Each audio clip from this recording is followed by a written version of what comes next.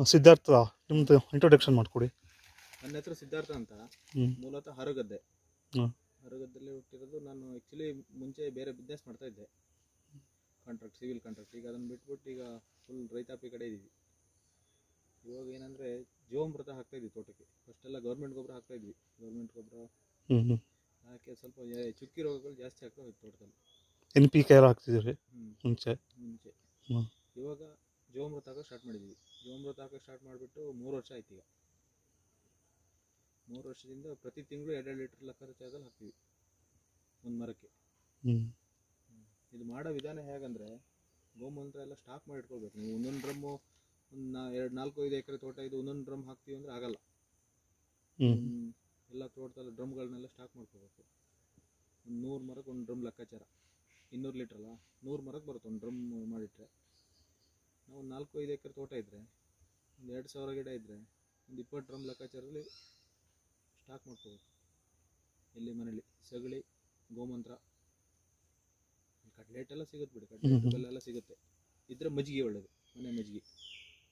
ಅದೊಂದು 4 ಲೀಟ್ರು ಒಂದು ಡ್ರಮ್ಮಿಗೆ ಹಾಕ್ತಾರೆ, ಒಳ್ಳೆಯದು.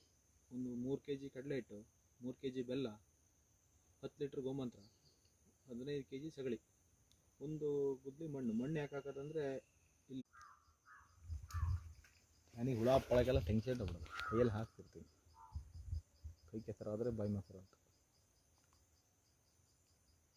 ಸಿದ್ದು ಇದೇನಂತ ಇವಾಗ? ಇದೇನಂತ ಇದು? ಜೀವಾಮೃತ. ಓಕೆ. ಇದು 200 ಲೀಟರ್ಸ್ ಟ್ಯಾಂಕ್ ಅಲ್ವಾ ಇದು? 200 ಲೀಟ್ರ್ ಟ್ಯಾಂಕು. ಒಂದು ಗಿಡಕ್ಕೆ 2 ಲೀಟ್ರ್ ಹಾಕೋದು. ಒಂದು ಗಿಡಕ್ಕೆ 2 ಲೀಟ್ರ್ ಅಲ್ವಾ? ಈಗ ಡ್ರಮ್ಮಿಗೆ ಏನು ಹಾಕಬೇಕು?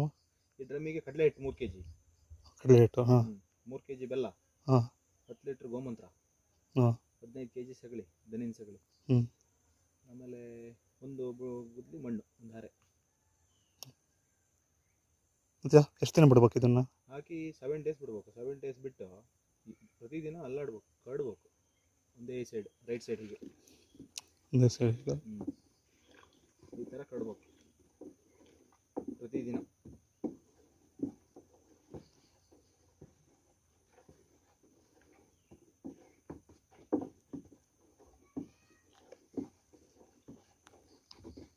ದಿನ ಬೆಳಗ್ಗೆ ಒಂದು ಸತಿ, ಸಂಜೆ ಒಂದು ಸತಿನಾ? ಇಲ್ಲ, ನಾವು ಒಂದು ಸಾರಿ ಕಡ್ರೆ ಸಾಕು, 2 ಸರಿ ಕಡ್ಬೇಕು. ಆ್ಯಕ್ಚುಲಿ ಒಂದು ಸಾರಿ ಕಡ್ರೆ ಸಾಕು. ಈ ಥರ ಆಗುತ್ತಲ್ಲ.